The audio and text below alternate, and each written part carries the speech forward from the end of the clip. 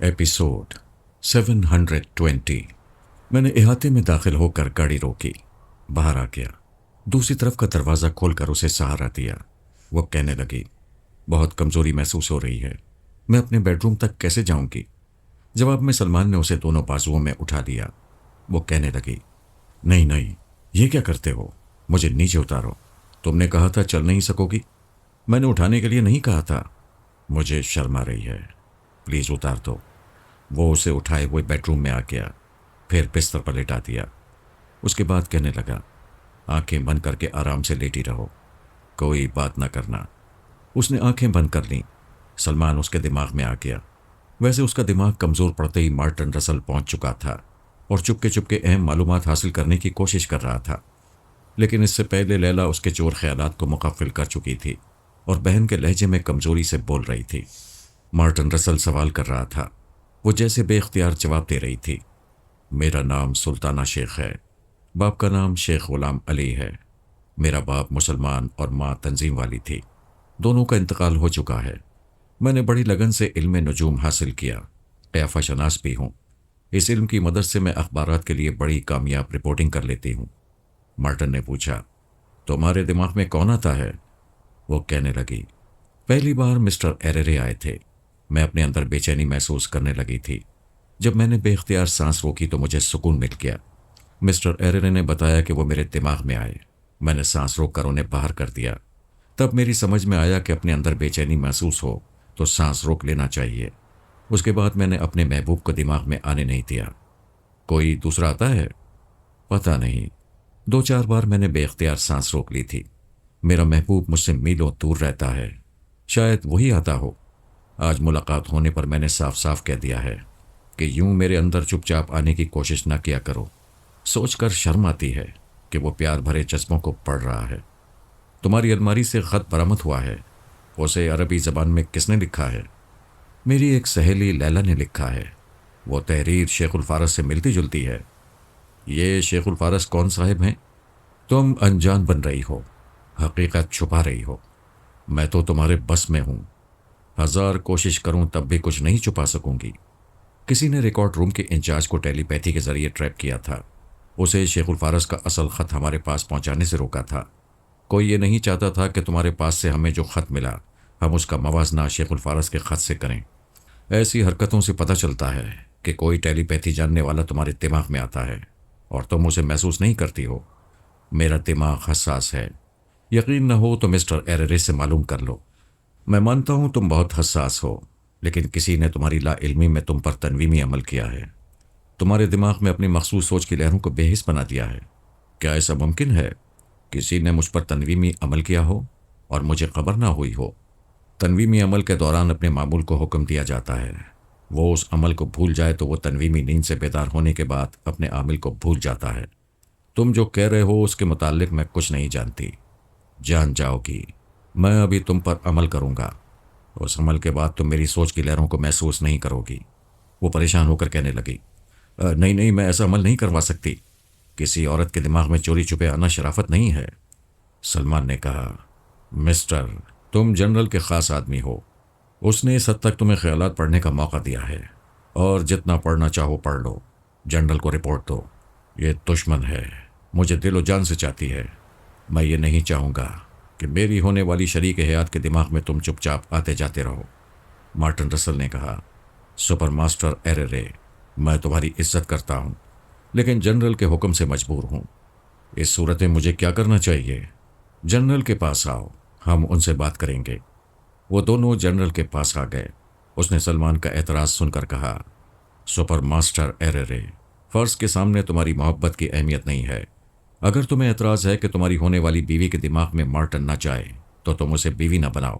سلمان نے کہا، میں ٹیلی پیتھی جانتا ہوں، میں اس پر تنویمی عمل کر کے اس کے اندر رہا کروں گا، وہ میری بیوی ہوگی۔ پھر میں اسے نہیں بتاؤں گا کہ میں چپ چاپ اس کے خیالات پڑھتا ہوں اور آپ کو بتاتا ہوں۔ بے شک تم ایسا کر سکتے ہو، لیکن یہ کام میں مارٹن سے لینا چاہتا ہوں۔ تم میرے طریقہ کار پر اعتراض نہیں کر سکتے، میں اپنے ذاتی معاملات پر اعتراض کر سکتا ہوں، اور سلطانہ کا تعلق میری ذات سے ہے۔ مارٹن اس کے چور خیالات پڑھ چکا ہے، وہ معصوم ہے، کسی سازش میں ملوث نہیں ہے، لیکن وہ انجان ہے۔ کوئی اس کی لا علمی میں اس کے اندر رہتا ہے اور تمہاری باتیں سنتا رہتا ہے، جیسا کہ آج اس نے الماری سے ملنے والے خط کے بارے میں سن لیا اور فوراً اپنے طور پر حماقت کر بیٹھا۔ اس کی حماقت نے بھید کھول دیا۔ اگر آپ سمجھتے ہیں کہ وہ انجانے میں آلائے کار بن گئی ہے، تب بھی وہ بے قصور ہے۔ میں وعدہ کرتا ہوں ابھی اس سے دور ہو جاؤں گا، بلکہ اسے استنبول جانے کا حکم دوں گا۔ سپر ماسٹر کے عہدے سے سبکدوش ہونے کے بعد اس سے شادی کروں گا، لیکن یہ نہیں چاہوں گا کہ میری ہونے والی شریک حیات کے دماغ میں کوئی ٹیلی پیتھی جاننے والا موجود رہے۔ اور وہ دشمن جو چپ چاپ موجود رہتا ہے، اسے کیسے نکالو گے؟ میں اسے ڈھونڈ نکالنے کی پوری کوشش کروں گا۔ جب ڈھونڈ نکالو گے تب مارٹن بھی اس کے اندر سے نکل جائے گا۔ ابھی بحث میں وقت ضائع نہ کرو۔ مارٹن، میں تمہیں حکم دیتا ہوں کہ سلطانہ پر تنویمی عمل کرو۔ سلمان پریشان ہو کر سونیا کے پاس آیا، اسے تمام رودات سنا کر کہنے لگا، جنرل مجھ سے بدظن ہو گیا ہے۔ میں 1 گھنٹہ پہلے مارٹن کی موجودگی میں چپ چاپ اس کے اندر گیا تھا۔ وہ کہہ رہا تھا سلطانہ دشمن کی آلائے کار ثابت ہوئی تو سابقہ سپر ماسٹر کی طرح مجھے بھی گولی مارتی جائے گی۔ سونیا نے کہا، مارٹن سے کام لینے کا مطلب یہ ہے کہ وہ تم پر اعتماد نہیں کرتا۔ جہاں بھروسہ اٹھ جائے وہاں نہیں رہنا چاہیے۔ لیلا سے کہو کہ مارٹن کے تنویمی عمل کو چپ چاپ ناکام بنائے۔ تم ادارے میں جا کر جناب علی اسد اللہ تبریزی سے مشورہ کرو۔ برائن ولف کو بھی تمام حالات بتاؤ، پھر جو سب کا فیصلہ ہو اس پر عمل کرو اور مجھے فیصلے سے آگاہ کرو۔ اس نے لیلا سے کہا کہ وہ مارٹن کے عمل کو ناکام بناتی رہے۔ وہ ابھی برائن ولف اور تبریزی صاحب سے مشورہ کر کے آئے گا۔ لیلا نے کہا، تم جناب علی اسد اللہ تبریزی کے پاس جاؤ، میں ولف کو حالات بتا دوں گی۔ سلمان میرے پاس آنا چاہتا تھا۔ لیلا اس کا راستہ بدل کر میرے پاس آئی، مجھے ضروری باتیں بتانے کے بعد پوچھا، اب کیا ہوگا؟ میں مارٹن کو تنویمی عمل سے روک سکتی ہوں، لیکن بعد میں بھید کھل جائے گا کہ عمل ناکام رہا ہے۔ نیو یارک میں سلطانہ اور سلمان کے لیے خطرات پڑ جائیں گے اور وہ اس ملک سے باہر نہیں جا سکیں گے۔ میں نے کہا، بس اتنی سی بات سے پریشان ہو گئی ہو؟ تم اسے معمولی سی بات کہہ رہے ہو؟ کیا خطرہ نہیں ہے؟ خطرہ ضرور ہے۔ سلطانہ کے پاس چلو، میں تمہیں بتاتا ہوں کہ خطرات کو کھلونا بنا کر کس طرح کھیلا جاتا ہے۔ ہم سلطانہ کے پاس آ گئے۔ مارٹن رسل وہاں موجود تھا۔ سلطانہ سے کہہ رہا تھا، تنویمی عمل کے لیے خوشی سے راضی ہو جاؤ، ورنہ میں تمہیں گہری نیند سلا کر تمہارے قابضہ دماغ پر عمل کروں گا۔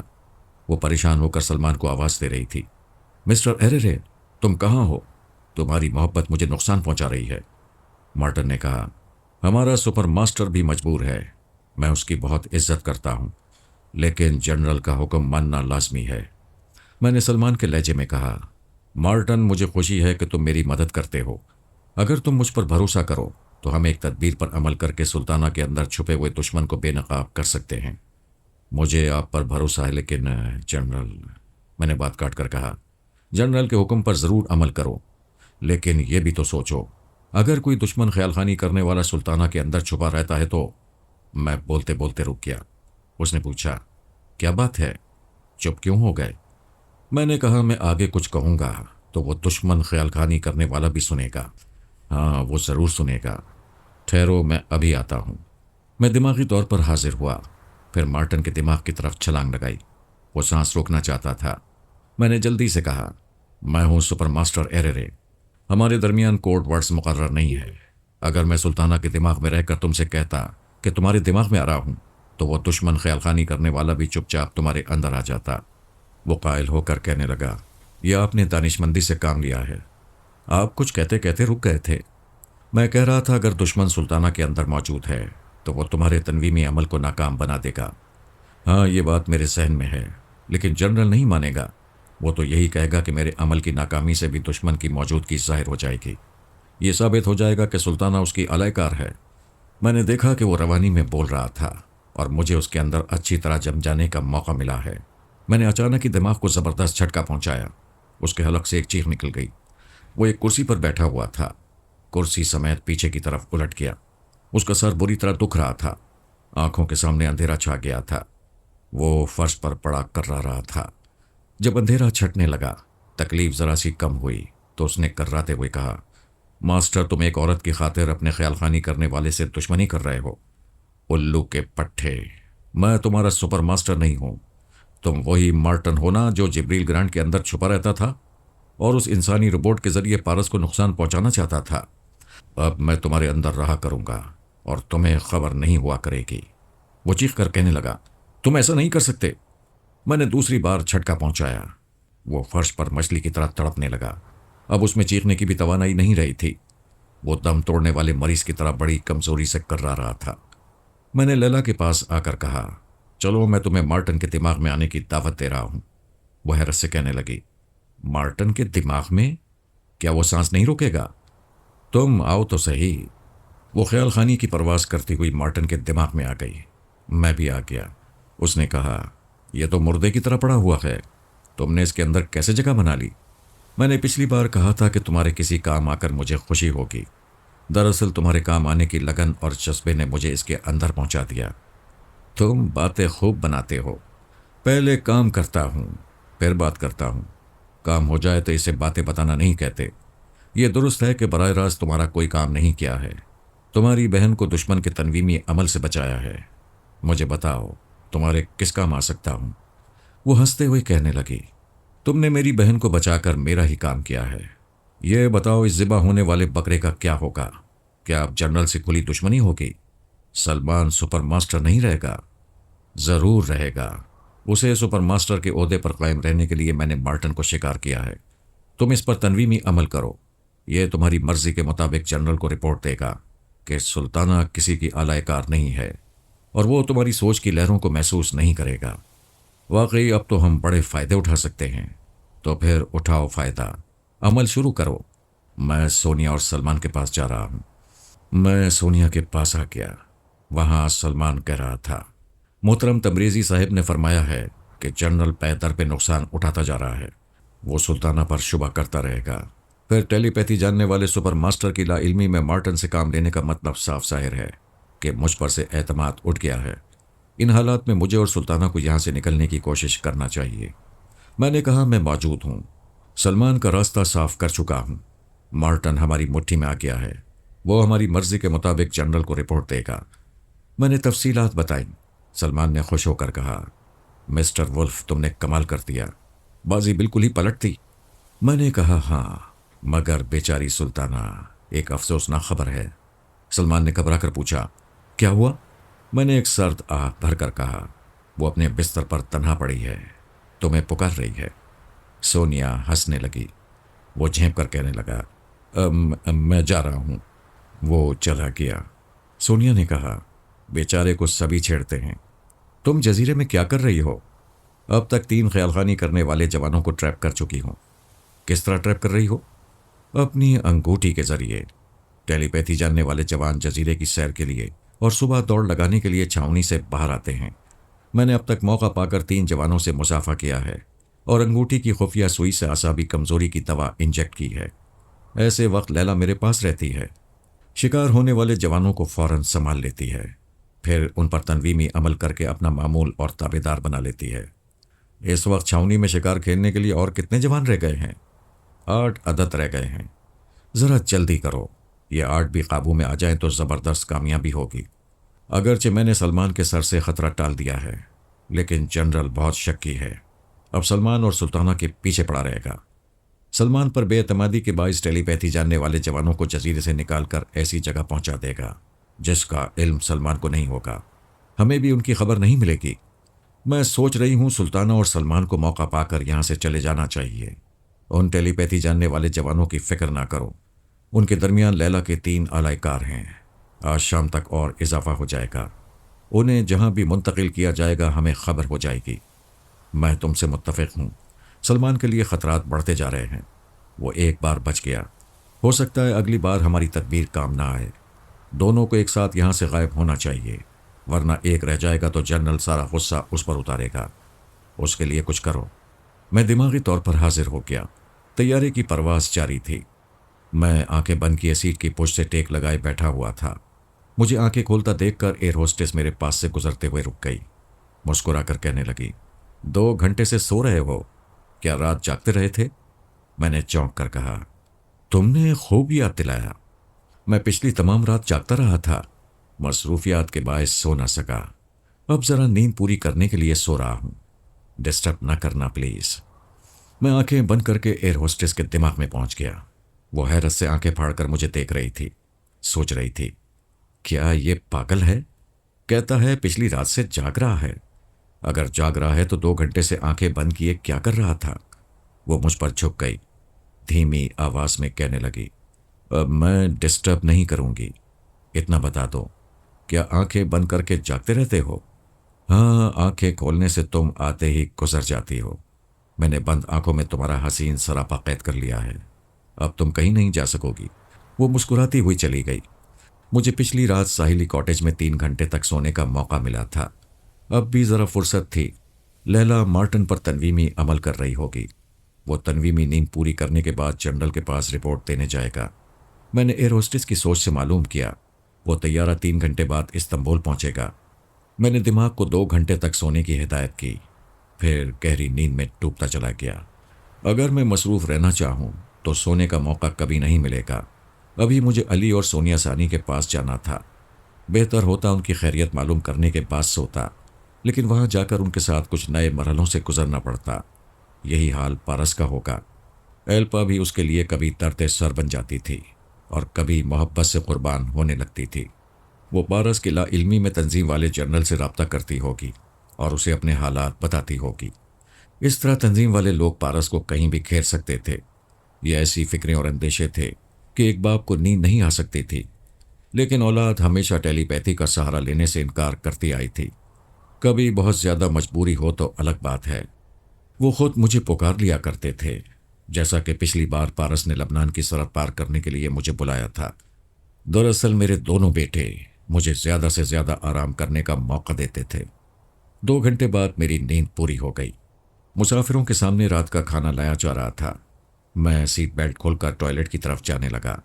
اسی ایئر ہوسٹس نے مسکرا کر مجھے دیکھا، پھر قریب آنے پر کہا، شکر ہے کھانے کے وقت آنکھ کھل گئی۔ کیا کھانے کے بعد بھی سونے کا ارادہ ہے؟ کیا تم سونے دو گی؟ ہاں ہاں ضرور، مگر یہاں تو ہماری سونے کی جگہ نہیں ہے۔ اس نے ایک دم جھینپ کر مجھے دیکھا۔ میں پلٹ کر ٹوائلٹ میں چلا گیا۔ وہ غصے سے سوچ رہی تھی، یہ پکا بدماش ہے۔ عجیب بات ہے کہ غصے سے سوچنے کے باوجود اندر سے گدگدی محسوس کر رہی تھی۔ عورتوں کو سمجھنا بہت مشکل ہے۔ وہ بعض بدماشوں پر غصہ دکھاتی ہیں، مگر اندر ہی اندر نامعلوم سی طمانینت محسوس بھی کرتی ہیں۔ یہ بات اس لیے یقینی ہے کہ میں ایسی عورتوں کے اندر پہنچ کر انہیں سمجھتا ہوں۔ یہ جو مردوں کی بدماشیاں بڑھتی جا رہی ہیں، اس کی ایک وجہ یہ بھی ہے کہ یہاں اوپر سے منہ بگاڑ کر اوں کہتی ہیں اور اندر سے ہائے۔ میں واپس آ کر سیٹ پر بیٹھ گیا اور وہ میرے لیے کھانے کی ٹرے لائی، جبکہ یہ اس کی ڈیوٹی نہیں تھی۔ دوسری 3 ایئر ہوسٹس یہ فرائض انجام دے رہی تھیں۔ میں نے اس کی سوچ پڑھی۔ پتہ چلا اس نے اپنی ساتھی لڑکیوں سے کہا ہے کہ اپنے ہاتھوں سے کھانا مجھے دے گی اور کھانے کے بعد کافی میں ایسی دوا ملائے گی کہ میں ٹوائلٹ میں جا کر نکل نہیں سکوں گا۔ اٹھنا چاہوں گا تو پھر بیٹھ جاؤں گا۔ وہ اپنے کسی عزیز کی فرمائش پر یہ دوا اسکندریہ سے استنبول لے جا رہی تھی اور اب مجھ پر آزما رہی تھی۔ جب اس نے کافی تیار کی تو میں نے اسے غائب دماغ بنا کر وہ کافی پلا دی۔ آخری گھونٹ کے بعد دماغ کو ڈھیل دی تو گھبراہٹ میں پیالی ہاتھ سے چھوٹ گئی۔ اس کی ساتھی نے پوچھا، ارے کیا ہوا؟ وہ پریشان ہو کر کہنے لگی، وہ میں نے ایک غلط دوا کھا لی ہے۔ وہ دوڑتی ہوئی ٹوائلٹ میں گئی، دروازے کو بند کر کے منہ میں انگلیاں ڈال کر قے کرنے کی کوشش کرنے لگی۔ میں نے اس کی کوشش کو ناکام بنا دیا۔ جب اس کی انگلیاں منہ کے اندر حلق تک پہنچتی تھیں تو میں دماغ کو بے حس بنا دیتا تھا، جس کے باعث ابکائی محسوس نہیں ہوتی تھی۔ وہ پریشان ہو کر باہر آ گئی۔ اسٹیورٹ سے کہنے لگی، مجھے طبی امداد کی ضرورت ہے۔ اسٹیورٹ نے کہا، مجھے ابھی معلوم ہوا کہ تم نے کوئی غلط دوا کھا لی ہے۔ وہ کس قسم کی دوا تھی؟ موشنز کے لیے تھی۔ میں نے بہت زیادہ خوراک لی ہے، میری حالت خراب ہو جائے گی، میں طیارے کے ٹوائلٹ سے باہر نہیں نکل سکوں گی۔ تمہیں زیادہ مقدار میں ایسی دوا کھانے کی کیا ضرورت تھی؟ تم سوالاتی کرتے رہو گے یا میرے کام بھی آؤ گے؟ ہمارے فرسٹ ایڈ باکس میں ایسی دوا موجود نہیں ہے جس کے ذریعے تمہیں قے کرائی جا سکے۔ شاید مسافروں میں کوئی ڈاکٹر ہوگا۔ انہوں نے اناؤنس کیا کہ ایک ایئر ہوسٹس اچانک بیمار ہو گئی ہے۔ طیارے میں کوئی ڈاکٹر ہو تو وہ اسٹیورٹ کے کمرے میں آ جائے۔ میں نے سیٹ کی پش سے ٹیک لگا کر آنکھیں بند کیں، پھر سلمان کے پاس پہنچ گیا۔ اس نے کہا، مارٹن 1 گھنٹے کی تنویمی نیند پوری کرنے کے بعد جنرل کے پاس گیا تھا۔ اسے رپورٹ دی تھی کہ سلطانہ پر تنویمی عمل ہو چکا ہے۔ اس نے معمول بن کر وہی بیان دیا ہے جو پہلے اس کے خیالات پڑھنے سے معلوم ہوا تھا۔ جنرل نے مارٹن کو حکم دیا ہے کہ وہ ہر 2-4 منٹ کے بعد سلطانہ کے دماغ میں جاتا رہے۔ اگر کوئی عامل چھپا ہوگا تو اس کی آواز ضرور سنائی دے گی۔ میں نے پوچھا، کیا جنرل کے دماغ میں اتنی سی بات نہیں آتی کہ کوئی عامل چھپا ہوتا تو مارٹن تنویمی عمل نہ کر پاتا؟ وہ سمجھنا نہیں چاہتا، مسلسل ناکامیوں نے اسے چڑچڑا بنا دیا ہے۔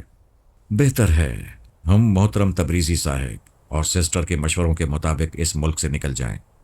یہاں سے جانے کے لیے پہلے جنرل کی آنکھوں میں دھول چھونکنا ہوگی۔ یہ اتنا آسان نہیں ہے، وہ بہت محتاط رہتا ہے۔ اس کے باڈی گارڈز ہیں، دونوں یوگا کے ماہر ہیں۔ اس کی فیملی کے ممبرز کتنے ہیں؟ وہ تنہا رہتا ہے۔ کوئی ملازم تو ضرور ہوگا۔ ایک باورچی ہے جو جنرل کے سامنے نہیں آتا، کھانے تیار کرنے کے بعد پچھلے دروازے سے باہر چلا جاتا ہے۔ کوئی فیملی ڈاکٹر ہے؟ ہاں، ایک فوجی ڈاکٹر ہے، میں اسے جانتا ہوں۔ کیا وہ بھی یوگا کا ماہر ہے؟ نہیں، میں نے ایک بار اس کے دماغ میں پہنچ کر معلوم کیا تھا کہ جنرل کو کوئی بیماری ہے۔ پتہ چلا بے خوابی کا مرض ہے، اسے کام کی زیادتی کے باعث نیند نہیں آتی۔ میں نے پوچھا، پھر کیا مشکل ہے؟ وہ نیند کی دوا کھا کر سوتا ہوگا؟ یہ معلوم کرنا ہوگا کہ وہ ہر رات دوا استعمال کرتا ہے یا نہیں۔ یہ بات ڈاکٹر سے معلوم ہو سکتی ہے۔ ہاں، اب یہ مرحلہ آسان دکھائی دے رہا ہے۔ دراصل پہلے کبھی میں نے جنرل کے دماغ میں جگہ بنانے کے متعلق سوچا نہیں تھا، اس کی ضرورت نہیں تھی۔ اب ضرورت ہے۔ ابھی ڈاکٹر کے پاس چلو۔ اس نے خیال خانی کی پرواز کی۔ میں اس کے ساتھ ڈاکٹر کے دماغ میں پہنچ گیا۔ اس کی سوچ پڑھ کر معلوم ہوا کہ جنرل دوا کے بغیر سو ہی نہیں سکتا۔ نیند لانے کے لیے اسے اچھی خاصی خوراک نکلنے کی ضرورت پڑتی ہے۔ میں نے سلمان سے کہا، اب یہ تمہارا کام ہے۔ رات کے 1 یا 2 بجے اس کے خوابیدہ دماغ میں جاؤ اور اس مغرور کھوپڑی کو اپنے شکنجے میں لے لو۔ میں دماغی طور پر حاضر ہو گیا۔ طیارہ رن وے پر اتر چکا تھا۔ مسافر اپنا اپنا سامان اٹھا رہے تھے۔ میرے پاس کوئی سامان نہیں تھا۔ میں طیارے کی سیڑھی کی طرف آ گیا۔ ادھر ٹوائلٹ تھا۔ 2 ایئر ہوسٹس اس ایئر ہوسٹس کو سہارا دے کر ٹوائلٹ میں لا رہی تھیں، جس نے جلات کی کافی مقدار پی لی تھی۔ ادھر 1 گھنٹے میں اس کی حالت خراب ہو گئی تھی۔ ٹوائلٹ آتے جاتے نڈھال ہو گئی تھی۔ اس وقت بھی وہ ٹوائلٹ سے نکل کر آئی تھی۔ چند قدم چلنے کے بعد اپنی ساتھی لڑکیوں سے کہنے لگی، میں مر جاؤں گی، مجھے پھر ٹوائلٹ میں لے چلو۔ میں نے اس کی سوچ میں کہا، میں یہ کیوں بھول گئی تھی کہ جو دوسروں کے لیے گڑھا کھودتا ہے وہ خود اس میں گرتا ہے۔ وہ ٹوائلٹ کے اندر گئی۔ میں دماغ سے باہر آ گیا۔ امیگریشن کاؤنٹر سے گزر کر تھوڑی دیر کے لیے بیٹھ گیا۔ یہ معلوم کرنا چاہتا تھا کہ پارس کہاں ہے، وہ بھی استنبول پہنچ گیا ہے کہ نہیں۔ میں الپا کے دماغ میں پہنچ گیا۔ اس کی دماغی توانائی بحال ہو گئی تھی۔ میرے سوا کسی کو بھی دماغ میں محسوس کرتے ہی سانس روک لیتی تھی۔ پارس اس کے ساتھ استنبول پہنچ گیا تھا۔ وہ دونوں ایک ہوٹل میں تھے۔ ابھی وہ تنہا بستر پر لیٹی خیال خانی میں مصروف تھی۔ تنظیم والے جنرل سے کہہ رہی تھی، ہم ہوٹل انٹرکام میں ہیں، پارس کہیں باہر گیا ہوا ہے۔ اس شہر میں ہماری تنظیم کا جو سربراہ ہے، مجھے اس کی آواز سنائیں یا اس کا فون نمبر بتائیں۔ جنرل نے اپنے ماتحت کو حکم دیا، فوراً استنبول کے تنظیمی سربراہ کا کانٹیکٹ نمبر اور پتہ معلوم کر کے بتاؤ۔ پھر اس نے الپا سے پوچھا، کیا ہم سمجھ لیں کہ ڈمی پارس باغی ہو گیا ہے؟ نہیں، وہ وفادار ہے، ملک اور قوم کے لیے جان دے سکتا ہے۔ دراصل مجھ سے اختلاف ہے۔ وہ کہتا ہے میں تنظیم والے ملک میں رہ کر اس پر حکومت کرتی ہوں، اور محبت کرنے والی عورت کی حکومت وہ برداشت نہیں کر سکتا۔ تم نے اسے اپنی تنہائی میں ایک مقام دے کر سر پر چڑھا دیا ہے۔ اس نالائق سے کہو محبت جیسی حماقتوں میں مبتلا نہ رہے، اپنے فرائض کو اہمیت دے۔ وہ کہتا ہے کرۂ ارض کے کسی بھی ملک میں رہ کر فرائض ادا کر سکتا ہے۔ وہ سیدھی طرح قابو میں نہیں آئے گا۔ 2 ہی صورتیں ہیں، ہمارے آدمی اسے اغوا کر کے تنظیم والے ملک پہنچائیں یا کسی طرح اس کا دماغ کمزور بنا دیں، پھر میں اسے ٹیلی پیتھی کی چٹکی میں پکڑ کر لے آؤں گی۔ جنرل نے اسے کانٹیکٹ نمبر اور پتہ بتاتے ہوئے کہا، تم آدھے گھنٹے بعد ہماری تنظیم کے سربراہ سے باتیں کرو۔ پہلے میں ٹرانسمیٹر کے ذریعے اسے تمہاری اہمیت بتاؤں گا تاکہ وہ تمہارے تمام احکامات پر فوراً عمل کرتا رہے۔ وہ رابطہ ختم کر کے دماغی طور پر حاضر ہو گئی۔ پارس کے متعلق سوچنے لگی کہ وہ کہاں کیا ہوگا۔ وہ چاہتی تھی کہ اس کا مرد اس کی اجازت کے بغیر کہیں نہ جائے، ہر معاملے میں اس کی رضامندی حاصل کیا کرے۔ پارس اس کے برعکس تھا، اپنی بات منوانے والا ضدی سرکش تھا۔ وہ تنظیم والے ملک میں ملکہ عالیہ کا درجہ رکھتی تھی، اور پارس نے اس ملکہ کو تماچے مارے تھے۔ صاف کہہ دیا تھا کہ وہ اسے ٹھکرا چکا ہے۔ اس سے زیادہ بے عزتی اور کیا ہو سکتی تھی؟ وہ غصے میں پیچ و تاب کھاتی تھی اور اپنے آپ کو کوستی تھی کہ کیوں اس پر مر مٹی ہے۔ اسے ہزاروں مل سکتے ہیں، اس کے غلام بن کر رہ سکتے ہیں، لیکن دل اسی ایک سنگ دل کے لیے مچلتا تھا۔ اس کا خیال تھا کہ اسے پھر ایک بار تنظیم والے ملک تک پہنچا کر وہ لگام دے سکے گی، اس پر حکومت کر سکے گی۔ کسی حساس آدمی کے دماغ میں پہنچنے کا ایک ہی طریقہ ہے کہ اسے کمزور بنا دیا جائے۔ اس نے سوچ رکھا تھا کہ تنظیم والوں سے اعصابی کمزوری کی دوا منگوائے گی اور کھانے پینے کی کسی چیز میں پارس کو دے گی۔ اس کی شامت آ گئی تھی۔ اس کا بھی ایئر ہوسٹس کی طرح انجام ہونے والا تھا۔ میں ایئرپورٹ سے اسی ہوٹل میں آ گیا۔ کاؤنٹر پر جا کر معلوم کیا جس منزل پر ایلپا اور پارس تھے ادھر کوئی کمرہ خالی نہیں تھا۔ میں نے کاؤنٹر گرل کو ان کے سامنے والے کمرے میں فون کرنے پر مجبور کیا۔ اس کمرے کے مسافر نے ریسیور اٹھا کر بات کی۔ میں اس کے دماغ میں پہنچ کر کہنے لگا، مجھے یہ کمرہ پسند نہیں ہے، پلیز مجھے کسی دوسرے فلور پر ایسا کمرہ دو جہاں سے سوئمنگ پول نظر آتا ہو۔ کاؤنٹر گرل نے پوچھا، آپ تیسری منزل پسند کریں گے؟ اس نے رضامندی ظاہر کر دی۔ کاؤنٹر گرل نے ریسیور رکھا، پھر مجھ سے کہا، آپ لکی ہیں، 7ویں فلور پر کمرہ خالی ہو رہا ہے، پلیز یہ کارڈ فل کر دیں۔ کوئی 20 منٹ بعد میں ایلپا اور پارس کے سامنے والے کمرے میں پہنچ گیا۔ پھر میں نے بیٹے کے پاس آ کر کوٹ ورڈز ادا کیے۔ وہ اپنا لباس اور ضروری سامان خرید کر واپس آ رہا تھا۔ ایک ٹیکسی کی پچھلی سیٹ پر بیٹھا ہوا تھا۔ میں نے کہا، مجھے تمہارے سامنے والا کمرہ نہیں لینا چاہیے تھا کیونکہ ایلپا ساتھ ہے، لیکن وہ تمہارے خلاف سازشیں کر رہی ہے۔ ابھی تنظیم کے سربراہ سے رابطہ کرے گی، وہ لوگ تم پر حملہ کریں گے یا وہ تمہیں اعصابی کمزوری کی دوا دھوکے سے کھلائے گی۔ ابھی تو ہم ہوشیار ہیں، اس کی چالوں کو سمجھ رہے ہیں، لیکن ایسا بھی ہو سکتا ہے کہ ہماری غفلت میں وہ کامیاب بھی ہو جائے۔ جی ہاں، سانپ سے دوستی نہیں ہو سکتی، مجھے اس سے دور ہو جانا چاہیے۔ اس کا دماغ آپ کی مٹھی میں آ گیا ہے، آپ جے مورگن تک بھی پہنچ سکتے ہیں۔ ایلپا کسی تیسرے ٹیلی پیتھی جاننے والے کو ٹریپ کرے گی تو آپ ایلپا کے ذریعے اس تیسرے کو بھی ٹریپ کر لیں گے۔ بے شک تمہیں اس سے دور رہنا چاہیے، لیکن اسے اپنا اصل چہرہ بھی دکھانا چاہیے۔ میں ہوٹل آ رہا ہوں۔ میں ایلپا کے پاس آ گیا۔ وہ تنظیم کے سربراہ سے باتیں کر رہی تھی۔ اسے حکم دے رہی تھی کہ ایک چھوٹا طیارہ ہمیشہ تیار رکھے۔ وہ کہہ رہا تھا، آپ کے ہر حکم کی ابھی تعمیل ہوگی۔ ہوٹل کے کچن کا انچارج میرا دوست ہے۔ آپ صبح ناشتے کے بعد چائے نہ پئیں۔ میرا آدمی چائے میں اعصابی کمزوری کی دوا ملائے گا جسے صرف پارس پیے گا۔ ٹھیک ہے، میں تم سے صبح رابطہ کروں گی۔ وہ دماغی طور پر حاضر ہو گئی۔ دروازے پر دستک ہو رہی تھی۔ اس نے اٹھ کر دروازہ کھولا۔ پارس سامنے کھڑا ہوا تھا۔ وہ منہ پھیر کر کہنے لگی، یہ تو کوئی بات نہ ہوئی، اپنی شاپنگ کے لیے چلے گئے؟ کیا میری کوئی ضرورت نہیں ہے؟ کیا مجھے کوئی لباس نہیں بدلنا ہے؟ تم اپنی ضرورت خود سمجھو۔ اس نے کمرے میں آ کر سامان رکھا، پھر ایک صوفے پر بیٹھ کر میز پر دونوں پاؤں پھیلا دیے۔ وہ کہنے لگی، تم تنظیم والے ملک سے نکلتے ہی پکے مرد بن گئے ہو۔ میں وہاں بھی مرد تھا، تمہارے تمام اعلیٰ حکام کو اور جنرل کو الو بنا رہا تھا۔ تمہاری جیسی ٹیلی پیتھی جاننے والی عورت کا غرور مٹی میں ملانا چاہتا تھا۔ تمہاری ان باتوں کا مطلب کیا ہے؟ تمہیں مسلمانوں سے نفرت ہے؟ اگر مسلمان پارس آ جائے تو اسے ٹھکرا دو گی؟ میں اس پر تھوک دوں گی۔ مگر تم تو مجھے چاہتی رہی ہو۔ تمہارا کوئی تنظیم والا پارس کبھی تمہاری تنہائی میں نہیں آیا، تم میرے ہی گلے کا ہار بنتی رہی ہو، اور میں مسلمان پارس ہوں۔ اس نے چونک کر بے یقینی سے دیکھا، پھر ہنس کر کہنے لگی، میں اتنی نادان نہیں ہوں۔ وہ شیبہ تھی جو دھوکہ کھا گئی تھی۔ میری شیبہ ممی نے دھوکہ نہیں کھایا، انہوں نے میرے پاپا سے سچی محبت کی تھی۔ جھوٹی محبت تمہاری ہے اور فریبی محبت میری ہے۔ میں تمہیں تنظیم والا بن کر دھوکہ دیتا رہا اور تم دھوکہ کھاتی رہیں۔ وہ گھور کر کہنے لگی، مجھ سے مذاق میں بھی ایسی بات نہ کرو۔ مذاق تو تم کر رہی ہو، مجھے محبت سے غلام بنانا چاہتی ہو، تنظیم کے سربراہ کے ذریعے مجھ پر حملہ کرانا چاہتی ہو، یا مجھے اعصابی کمزوریوں کی دوا کھلانا چاہتی ہو۔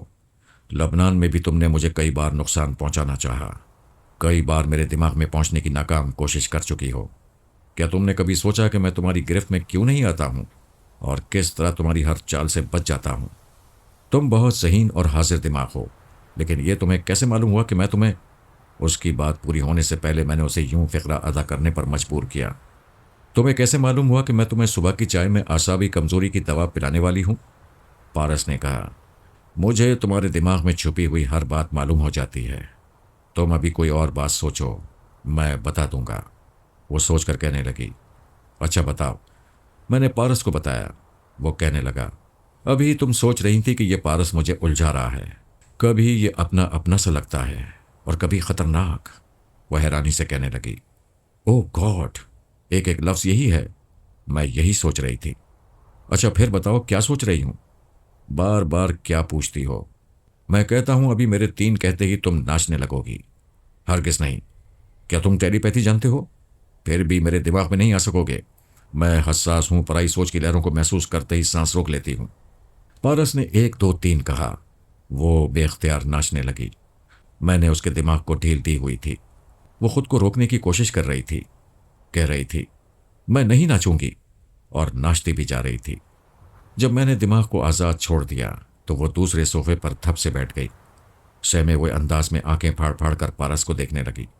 وہ کہنے لگا، تم اس لمحے سے یہاں کی تنظیم کے سربراہ یا تنظیم کے جنرل یا کسی اور سے رابطہ نہیں کرو گی۔ یقین نہ ہو تو خیال خانی کر کے دیکھ لو۔ اس نے پارس کو گھورتے ہوئے چپ چاپ خیال خانی کی پرواز کی۔ میں نے پرواز روک دی۔ اس نے پھر کوشش کی، میں نے پھر ناکام بنا دیا۔ وہ پریشان ہو کر کہنے لگی، میری ٹیلی پیتھی کیوں ناکام ہو رہی ہے؟ میری ماما تمہارے دماغ میں ہے۔ کون ماما؟ کیا رسونتی؟ کیا تم واقعی پارس ہو؟ ہاں، مسلمان پارس۔ ہمارا ڈمی کہاں ہے؟ وہ تمہارے سامنے کبھی نہیں آیا۔ سامنا ہونے سے پہلے ہی میری ماما نے اس کے دماغ پر قبضہ جما کر اسے تنظیم والے ملک سے باہر نکال دیا۔ وہ پیرس کے ایک جیل خانے میں ہے۔ میری ماما نے اس ڈمی کے دماغ میں سے ساری اہم معلومات حاصل کیں، وہ سب مجھے بتائیں۔ میں تنظیم والا پارس بن کر تمہارے کلیجے کے پار ہو گیا۔ وہ چیخ کر کہنے لگی، نہیں نہیں، یہ نہیں ہو سکتا، کوئی مسلمان مجھے چھو نہیں سکتا، تم جھوٹ بول رہے ہو۔ وہ اٹیچی میں اپنا سامان رکھتے ہوئے کہنے لگا، اس لمحے سے تم آزاد ہو، خیال خانی کر سکتی ہو، چاہو تو میرے خلاف سازشیں بھی کر سکتی ہو۔ میری ماما تمہارے راستے کی رکاوٹ نہیں بنیں گی۔ اس نے آزمائش کے طور پر خیال خانی کے لیے سوچا۔ میں نے رسونتی کے لہجے میں کہا، میں تمہارے دماغ سے جا رہی ہوں، لیکن تم خیال خانی سے پہلے اپنے موجودہ حالات پر غور کرو۔ کیا جنرل سے یا کسی اور سے کہو گی کہ مسلمان پارس کے سامنے ہار چکی ہو؟ کیا اب تنظیم والے اکابرین تم پر بھروسہ کریں گے؟ تمہارے جنرل اور اعلیٰ حکام سوچیں گے کہ رسونتی تمہارے دماغ میں چھپ کر تمام اہم راز معلوم کرتی رہی ہے، اور میں واقعی ایسا کرتی رہوں گی۔ ذرا سوچو تمہارا انجام کیا ہوگا؟ تم گھر کی رہو گی نہ گھاٹ کی۔ وہ بے بسی سے کہنے لگی، تم لوگوں نے شیبہ کو بھی اسی طرح پھنسایا تھا۔ شیبہ ایک عظیم عورت تھی، صرف اپنی قوم سے نہیں۔ ہم نے تمہیں نہ پھنسایا ہے اور نہ تمہیں اپنی ٹیم میں رکھنے کا ارادہ کرتے ہیں۔ تمہاری جیسی مغرور اور فریبی عورت پر کسی حال میں بھروسہ نہیں کیا جائے گا۔ میں تمہارے حال پر تمہیں چھوڑ کر جا رہی ہوں۔ یہ کہہ کر میں خاموش ہو گیا۔ پارس اٹیچی اٹھا کر جانے لگا۔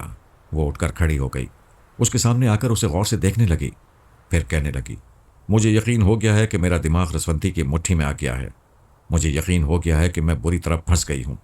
اب مسلمانوں کے خلاف سازش کرنے سے پہلے سوچنا ہوگا کہ تنظیم والے اکابرین کے سامنے میری حیثیت 2 کوڑی کی بھی نہیں رہے گی۔ مجھے موجودہ حالات پر سنجیدگی سے غور کرنا ہوگا، مستقبل کے لیے کوئی آبرو مندانہ فیصلہ کرنا ہوگا، کیونکہ میں اپنی آبرو کھو چکی ہوں۔ لیکن میرا دل نہیں مانتا کہ تم مسلمان ہو۔ میں کوئی رلا دینے والا خواب دیکھ رہی ہوں۔ تم نے ایک بار مجھے تماچا مارا تھا، پھر ایک بار تماچا مار کر خواب سے جھنجھوڑ ڈالو۔ میں تنظیم والے پارس کی آغوش میں آ کر خوشی سے مر جاؤں گی۔ پارس نے کہا، تماچا تو معمولی سی بات ہوگی، اب تو تمہیں حالات کے جوتے پڑیں گے۔ تنظیم والے ملک جاؤ، تمہیں کسی تنظیم والے پارس کی آغوش مل جائے گی۔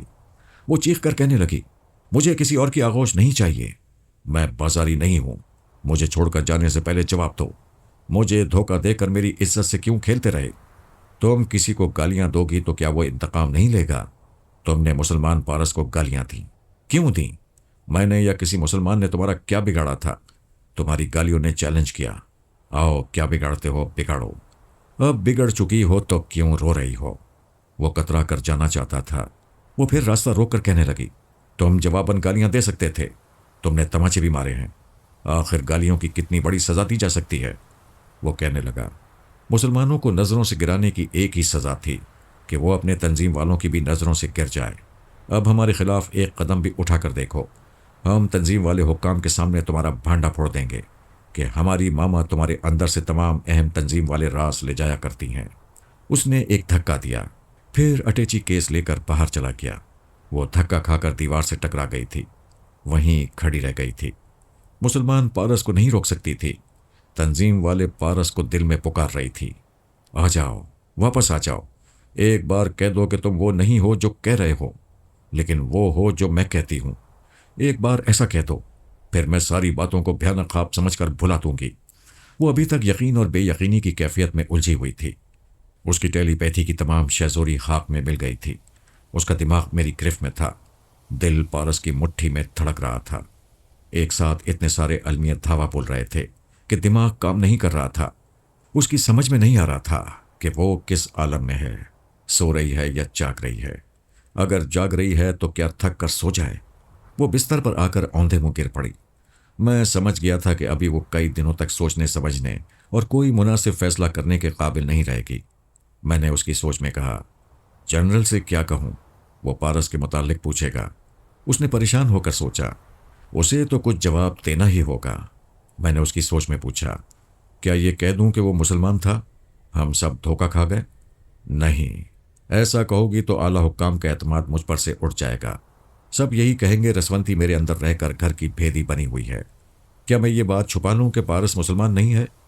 میرا دماغ رسونتی کی گرفت میں نہیں آ رہا ہے؟ اس کی سوچ نے کہا، یہ تو اپنے ملک اور قوم سے دھوکہ ہوگا۔ نہیں، میں رسونتی کو اپنے دماغ میں چھپا کر تنظیم والے ملک نہیں جاؤں گی، اپنے ملک کے کسی بھی معاملے میں شریک نہیں رہوں گی۔ مجھے اپنے ملک سے دور اور تمام تنظیم والے ارادوں سے باز رہنا ہوگا۔ پارس بہت کمینہ ہے، اس نے واقعی مجھے مسلمانوں سے نفرت کرنے کی سزا دی ہے۔ میرے اپنے تنظیم والے مجھ سے دور کر دیے ہیں۔ میں نے اس کی سوچ میں کہا، اس نے جو کیا سو کیا، اب مجھے کیا کرنا چاہیے؟ وہ پریشان ہو کر بولی، سمجھ میں نہیں آتا کیا کروں۔ سمجھ میں نہ آئے تب بھی کچھ نہ کچھ کرنا ہی ہوتا ہے۔ میں ہوٹل کے اس کمرے میں بیٹھی نہیں رہوں گی، شاید سوچتے سوچتے سو جاؤں گی، مگر ہمیشہ نیند میں رہ کر موجودہ حالات سے نجات نہیں پا سکوں گی۔ صبح تنظیم کے سربراہ سے رابطہ قائم کرنا ہوگا۔ جنرل کو پارس کے متعلق کچھ نہ کچھ تو بتانا ہوگا۔ اس نے تھکے ہوئے انداز میں سوچا، کیا ایسا نہیں ہو سکتا کہ میں کچھ عرصے کے لیے غائب ہو جاؤں؟ کوئی مجھے نہ دیکھے، کوئی مجھ سے سوال نہ کرے، مجھے جنرل کو رپورٹ نہ دینا پڑے، پارس کا ذکر نہ کروں نہ سنوں، اسے دماغ سے نکال کر پھینک دوں۔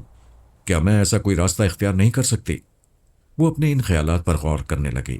ابھی وہ جنرل اور اعلیٰ حکام کے سامنے ہر طرح کے سوال و جواب سے کترانا چاہتی تھی۔ بعد میں خوب سوچ سمجھ کر اس نتیجے پر پہنچنا چاہتی تھی کہ تنظیم والے اکابرین کو دماغی طور پر گرفتار ہونے والی بات بتائی جائے یا نہیں۔ اگر نہ بتائی جائے تو اپنے ملک سے دور رہ کر کس طرح اپنی قوم کے مفاد میں کام کرتی رہے۔ بڑی دیر تک غور کرنے کے بعد یہی بات سمجھ میں آئی کہ فی الحال جنرل وغیرہ سے رابطہ ختم کر دینا چاہیے۔ وہ لوگ پریشان ہوں گے، اسے تلاش کریں گے۔ اس عرصے میں وہ رسونتی سے دماغ کو آزاد کرانے کی کوشش کرتی رہے گی۔ کامیاب ہونے کے بعد پھر پہلے جیسی اہمیت اختیار کر کے تنظیم والے ملک جائے گی اور معقول باتیں بنا کر اپنے لوگوں کو مطمئن کر دے گی۔ یہ فیصلہ کر کے وہ اٹھ گئی، اپنا مختصر سا سامان سمیٹنے لگی۔ پارس میرے کمرے میں آ گیا تھا، بستر پر آرام سے لیٹا ہوا تھا۔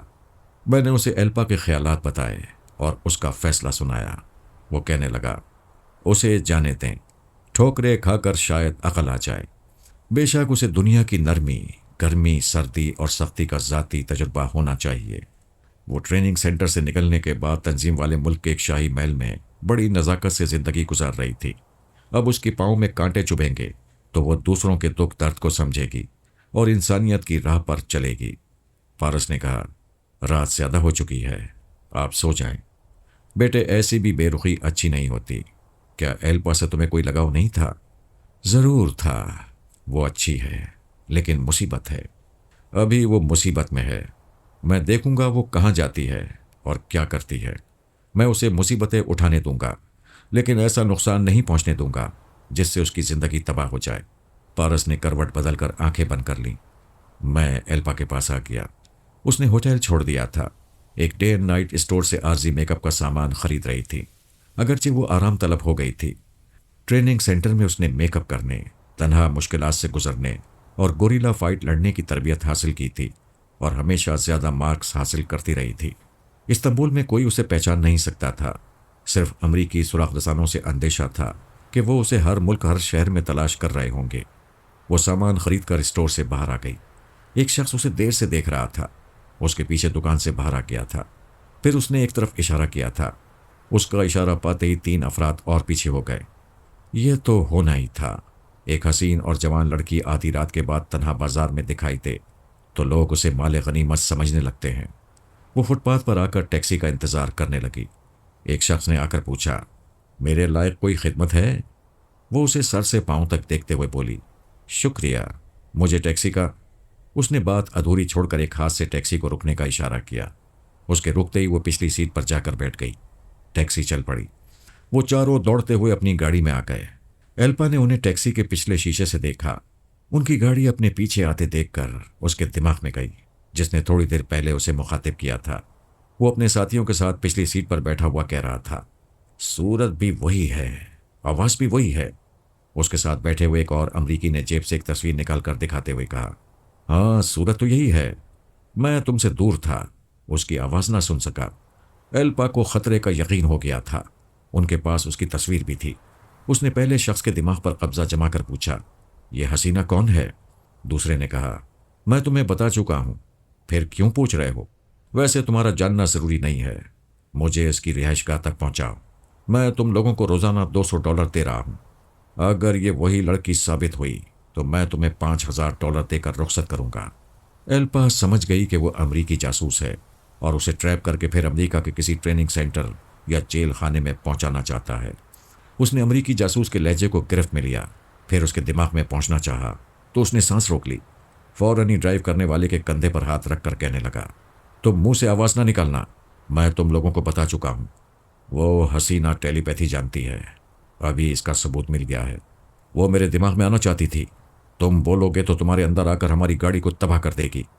اب کوئی کچھ نہ بولے، صرف اشارے میں بات کرے، اور میں اپنے ساتھی کے ذریعے ایلپا تک ماسک مین کا پیغام پہنچانا چاہتا ہوں کہ ہم دوست ہیں۔ میں ایلپا کی طرح امریکی ہوں، لیکن ماسک مین کا وفادار ہوں۔ تم یہاں خطرات میں گھری ہوئی ہو، ہماری دوستی کے سائے میں تم محفوظ رہو گی۔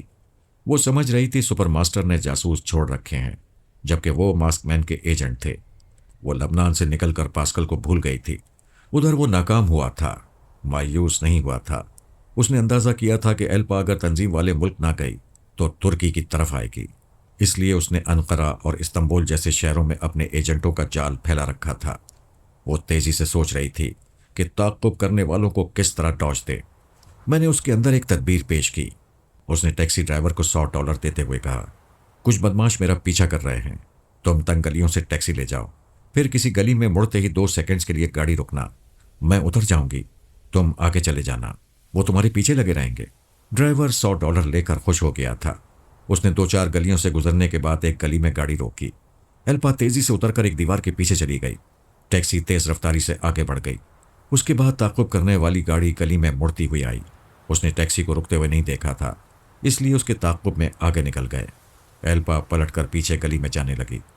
چند آڑی ترچھی گلیوں سے گزرنے کے بعد وہ ایک مکان کے دروازے پر رک گئی۔ اندر سے کسی عورت کے رونے کی آوازیں آ رہی تھیں۔ وہ ترکی زبان میں کہہ رہی تھی، تم جب بھی زیادہ پی کر آتے ہو مجھ پر ظلم کرتے ہو، کاش میں مرد ہوتی اور تمہاری پٹائی کرتی تو پتہ چلتا ہڈیوں میں کیسا درد ہوتا ہے۔ ایلپا وہ زبان جانتی تھی۔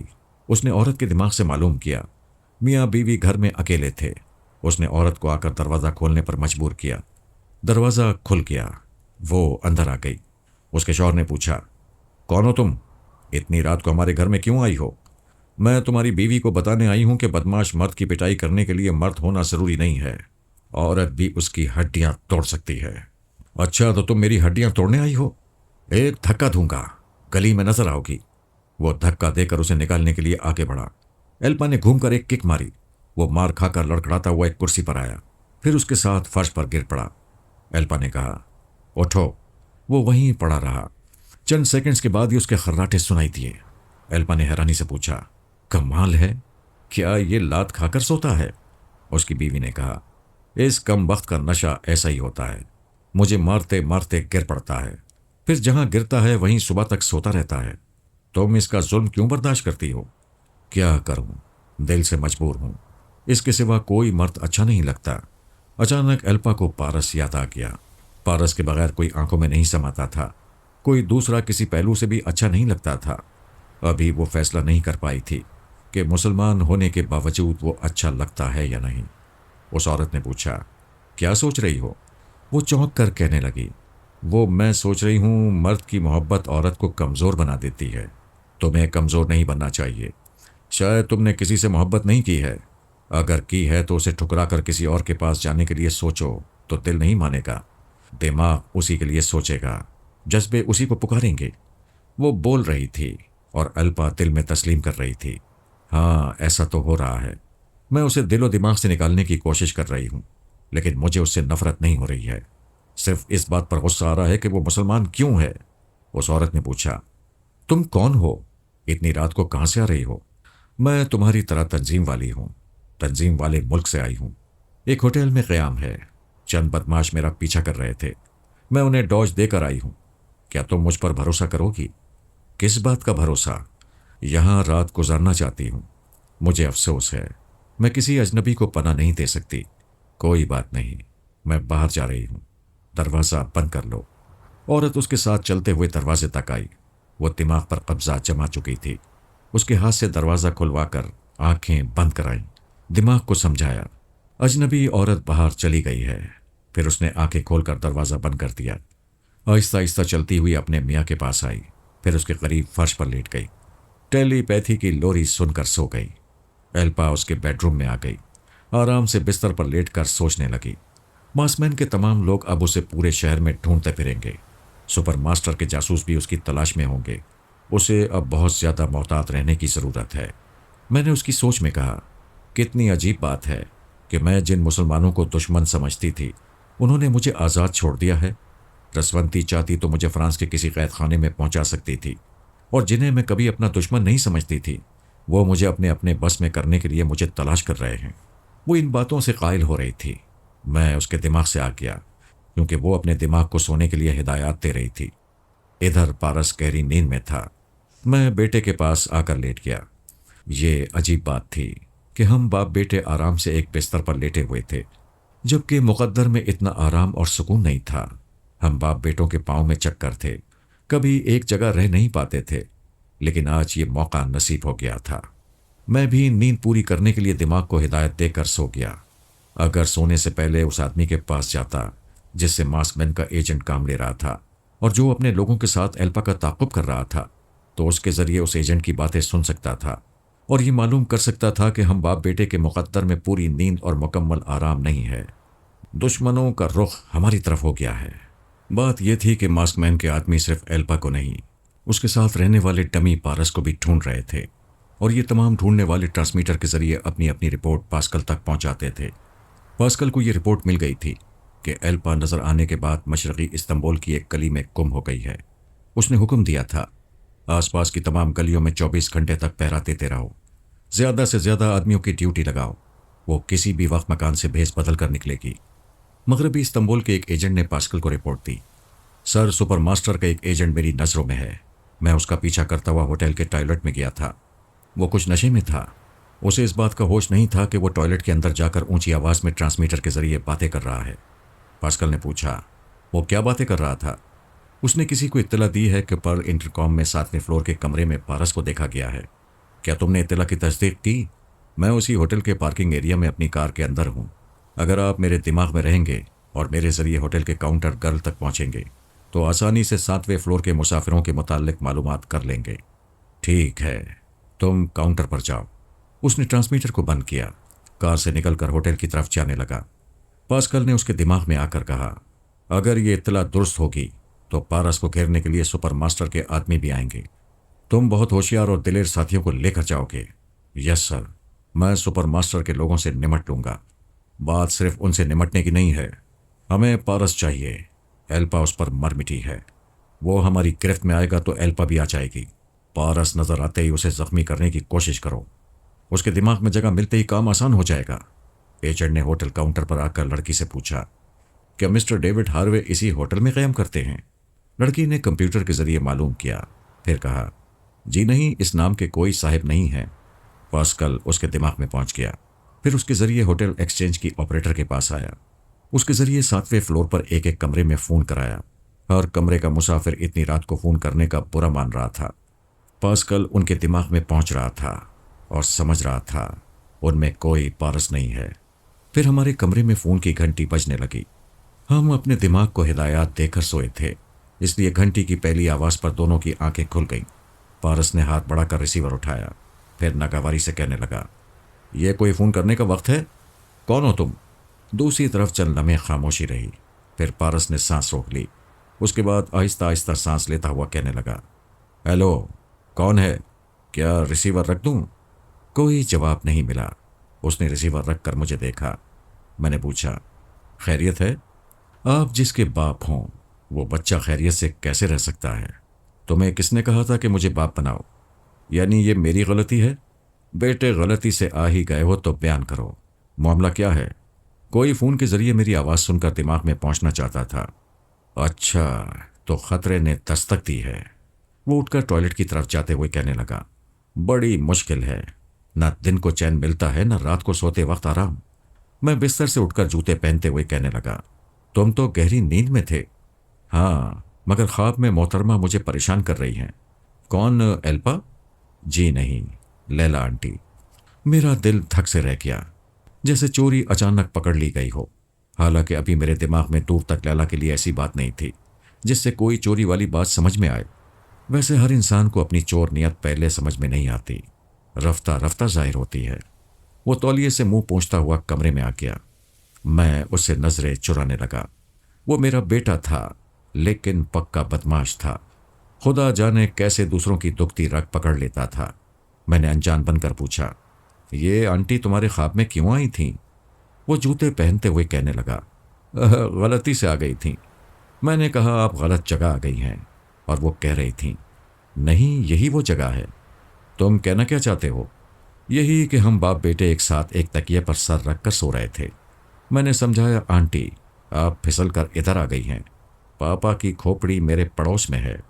میں نے ہنستے ہوئے پوچھا، تم شیطانی سے باز نہیں آؤ گے؟ پاپا مجھے فرصت نہیں مل رہی ہے، ورنہ شادی دفتر کھول کر بیٹھ جاتا۔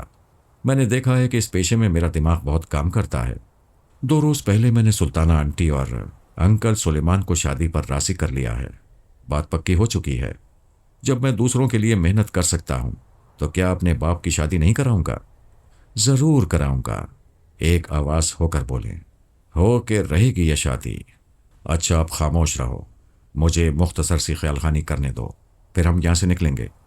میں نے ریسیور اٹھا کر ایکسچینج کا نمبر ڈائل کیا۔ ایک لڑکی نے پوچھا، جی فرمائیے۔ میں نے ریسیور رکھ کر اس کے دماغ پر قبضہ جمایا، پھر اس کے چور خیالات پڑھنے سے معلوم ہوا وہ تھوڑی دیر پہلے غائب دماغ ہو گئی تھی۔ 7ویں فلور کے کتنے ہی مسافروں نے شکایت کی تھی کہ ٹیلی فون پر انہیں پریشان کیا گیا ہے۔ پھر میں نے اس کے ذریعے کاؤنٹر گرل کی آواز سنی۔ اس کے بعد پارس سے کہا، باہر کوریڈور میں دیکھو کوئی ہے؟ اس نے دروازہ کھل کر دیکھا۔ رات کے 2:30 بجے کوریڈور ویران تھا۔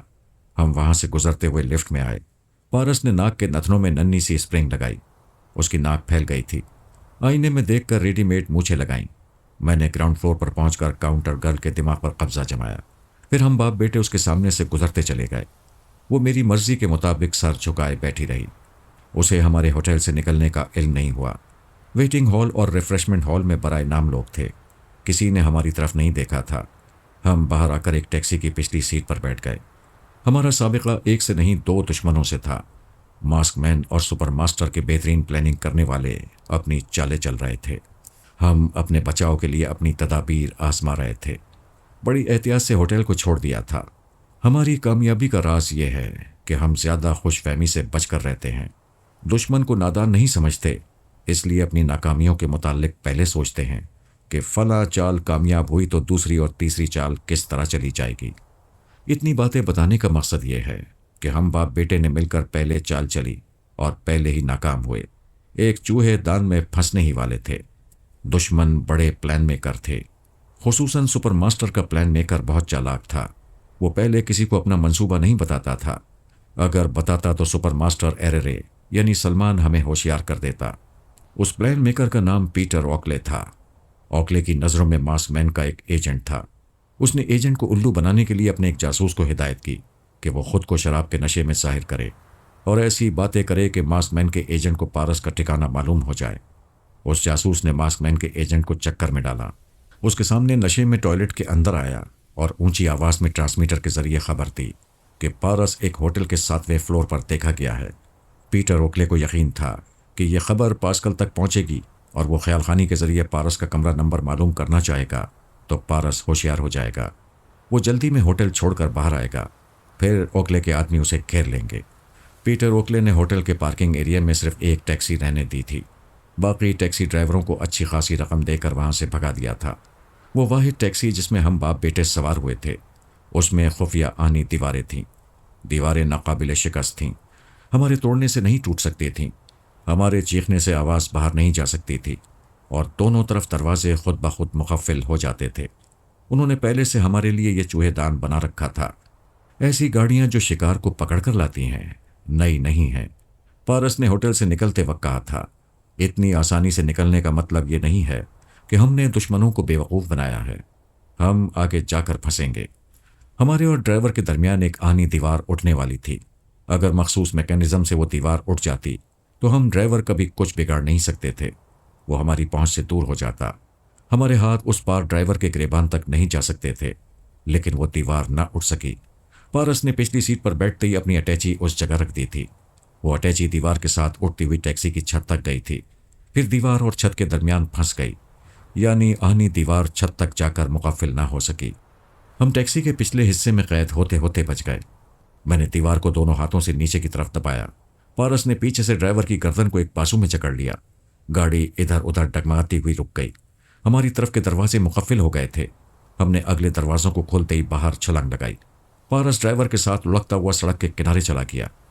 ہمارے پیچھے آ کر رکنے والی گاڑیوں سے فائرنگ ہونے لگی۔ ہم باپ بیٹے دو مختلف دروازوں سے نکلے تھے، اس لیے سڑک کے دو طرف گئے تھے۔ فائرنگ بھی دونوں طرف ہی ہو رہی تھی۔ میں فٹ پاتھ پر رینگتا ہوا ایک نہایت تنگ گلی میں داخل ہو گیا۔ وہ گلی اتنی تنگ تھی کہ دونوں طرف کی عمارتوں کی دیواروں کو بیک وقت دونوں ہاتھ چھو سکتے تھے۔ فائرنگ کرنے والوں کو معلوم ہو گیا تھا کہ ہمارے پاس ہتھیار نہیں ہے، وہ مجھے گولی مارنے کے لیے اس گلی میں آ سکتے تھے۔ میں فوراً ہی دونوں طرف کی دیواروں پر پاؤں رکھتا ہوا اوپر چڑھنے لگا۔ کوئی 10 فٹ اوپر جا کر رک گیا۔ سر جھکا کر دیکھا، ایک مسلح شخص دوڑتا ہوا گلی میں آیا، پھر رک گیا۔ محتاط اندازے میں آگے بڑھنے لگا۔ اس کا خیال تھا کہ میں کسی عمارت کی دیوار کے پیچھے چھپ سکتا ہوں۔ جب وہ میری پھیلی ہوئی ٹانگوں کے نیچے سے گزرنے لگا تو میں نے اس پر چھلانگ لگائی۔ وہ اوپر سے آنے والے 2 من کا بوجھ برداشت نہ کر سکا۔ زمین پر گرا تو اٹھنے میں دیر لگی۔ محبت اور جنگ میں دیر ہو جائے تو اندھیرا ہو جاتا ہے۔ میں نے اس کی گردن پر ایک کراٹے کا ہاتھ مار کر اس کی رائفل چھین لی، پھر ریوالور لیا، گولی مار کر اسے زخمی کیا، پھر اس کے دماغ میں پہنچ کر معلوم کیا وہ پلان میکر پیٹر اوکلے کا آدمی تھا۔ اس کے ساتھ ایک اور مسلح شخص تھا۔ وہ پارس کے پیچھے گیا تھا۔ میں نے کہا، اسے آواز دو۔ اس نے تکلیف سے کرراتے ہوئے پکارا، سڈنی، جلدی آؤ سڈنی۔ دوسری طرف سے ایک کمزور سی آواز سنائی تھی، ریڈی، میں نہیں آ سکتا، مشکل میں ہوں، پلیز میری مدد کے لیے آؤ۔ میں نے بولنے والے کے دماغ میں چھلانگ لگائی۔ پتہ چلا پارس نے ہاتھ موڑنے کا ایسا داؤ استعمال کیا ہے کہ وہ بچاؤ کے لیے توڑ کرے گا تو بازو کی ہڈی ٹوٹ جائے گی۔ اس کے ہتھیار سامنے پڑے ہوئے تھے جنہیں وہ ہاتھ بڑھا کر اٹھا نہیں سکتا تھا۔ تھوڑے فاصلے پر ڈرائیور دیوار سے ٹیک لگائے بیٹھا ہوا تھا۔ اس کی گردن ایک طرف ڈھلکی ہوئی تھی۔ پتہ نہیں وہ زندہ تھا یا مر چکا تھا، اپنی جگہ سے حرکت نہیں کر رہا تھا۔ اس کی سوچ پڑنے کے بعد میں نے اس کی زبان سے کہا، پارس، میں ولف بول رہا ہوں۔ اس کی جیب میں ٹرانسمیٹر ہے، یہ کسی پیٹر اوکلے کا ماتحت ہے، اس کا ہاتھ چھوڑ دو، میں اس کے ذریعے پیٹر اوکلے تک پہنچوں گا۔ اس نے ہاتھ چھوڑ دیا۔ وہ اپنا بازو سہلاتا ہوا بیٹھ گیا۔ میری مرضی کے مطابق جیب سے ٹرانسمیٹر نکال کر آپریٹ کرنے لگا۔ تھوڑی دیر میں رابطہ ہو گیا۔ دونوں طرف سے کوڈ ورڈز کا تبادلہ ہوا۔ میرے مامول نے کہا، سر، پارس وہ ٹیکسی لے کر فرار ہو گیا ہے۔ کیسے فرار ہو گیا؟ کیا وہ اپنے ساتھی کے ساتھ پچھلی سیٹ پر نہیں بیٹھا تھا؟ دونوں ہی بیٹھے تھے۔ انہیں چاروں طرف سے قید کرنے کے لیے آہنی دیوار کا خودکار نظام بالکل ٹھیک تھا۔ پھر پتہ نہیں وہ ڈرائیور کو ہلاک کر کے اس کو گاڑی سے باہر پھینک کر کہاں چلے گئے تھے۔ کیا بکواس ہے، تم نے اپنی گاڑی میں پیچھا نہیں کیا؟ وہ پیچ در پیچ گلیوں سے گزرتے ہوئے پتہ نہیں کہاں نکل گئے۔ ہم ان گلیوں سے نکلے تو وہ نظر نہیں آئے۔ ہم پھر انہیں تلاش کرنے جا رہے ہیں۔ جاؤ مرو، مگر مجھے رپورٹ دیتے رہو۔ ٹرانسمیٹر سے گفتگو ختم ہو گئی۔ میں پارس کے پاس آ گیا تھا جس نے ابھی گفتگو کی تھی۔ اسے گولی مار کر زخمی کیا، پھر کہا، تم لوگ محض آلۂ کار ہو، اس لیے ہم تمہیں زندہ چھوڑ کر جا رہے ہیں۔ پارس نے اس کی جیب سے کار کی چابی نکالی، پھر ہم اس میں بیٹھ کر مشرقی استنبول کی طرف جانے لگے۔ میں نے پیٹر اوکلے کے پاس پہنچ کر اس کی سوچ پڑی۔ وہ انہی گلیوں میں سے ایک گلی میں تھا جہاں کے ایک مکان میں ایلپا سو رہی تھی۔ اوکلے نے وہاں کی ہر گلی میں دو دو آدمیوں کی ڈیوٹی لگا دی تھی۔ ان کے لیے ایلپا بہت اہم تھی۔ ان کے ملک سے ٹیلی پیتھی سیکھ کر بھاگ آئی تھی۔ وہ نہیں چاہتے تھے کہ اس سے کوئی دوسرا ملک فائدہ اٹھائے۔ اس سے پہلے کہ پارس اسے ٹریپ کر کے فرانس لے جائے، اوکلے اسے گولی مار دینا چاہتا تھا۔ پاسکل سمجھ رہا تھا ایلپا کے ساتھ ٹمی پارس ہے، اور اوکلے اسے حقیقتاً پارس سمجھ کر اس کے ذریعے بھی ایلپا تک پہنچنا چاہتا تھا۔ چونکہ ایلپا سے اندیشہ تھا کہ وہ دماغ میں آ سکتی ہے، اس لیے اوکلے ایک سینئر افسر تھا جو یوگا کا ماہر تھا۔ وہ انہی گلیوں میں کہیں چھپا ہوا تھا۔ ٹرانسمیٹر کے ذریعے اوکلے پھیلائے ہوئے جال کو دیکھتا اور سمجھتا رہتا تھا اور اپنے طور پر مشورے دیتا رہتا تھا۔ میں نے پارس سے کہا، اوکلے کا ایک سینئر افسر یوگا کا ماہر ہے، ان گلیوں میں کہیں موجود ہے۔ وہ ایلپا کو دیکھتے ہی گولی مارنا چاہتا ہے۔ وہ کہنے لگا، آپ کو اپنی آدھی بہو کی بہت فکر ہے۔ کیا چاہتے ہو وہ بے موت مر جائے؟ نہیں، آپ درست کہتے ہیں، شاید وہ راہ راست پر آ جائے۔ میری شیبہ ممی بھی آخری سانس تک تنظیم والی تھیں، لیکن مسلمانوں کی دوست تھیں۔ انہوں نے ماں بن کر جو تعلیم و تربیت دی ہے، وہ اس بات کا ثبوت ہے کہ تنظیم والے بھی انسان ہوتے ہیں۔ ایلپا بھی انسان دوست ہو سکتی ہے۔ ایلپا کو نیند سے جگانا ہوگا۔ پتہ نہیں وہ کس گلی کے مکان میں ہے۔ اگر اس گلی کا نمبر یا نام معلوم ہوتا، تب بھی رات کے پچھلے پہر کس سے پوچھیں گے کہ کون سی گلی کہاں سے شروع ہوتی ہے اور اس گلی سے اور کتنی گلیاں دوسری سمجھ جاتی ہیں۔ آپ ایلپا کو احساس دلائیں کہ وہ شاہی محل میں نہیں ہے۔ گھوڑے بیچ کر سونے کا وقت گزر چکا ہے۔ وہ خطرات سے کھیلتی رہے گی تو اسے ہماری دوستی کی قدر معلوم ہوگی۔ میں نے ایلپا کو نیند سے چونکا دیا۔ وہ ہڑبڑا کر اٹھ بیٹھی۔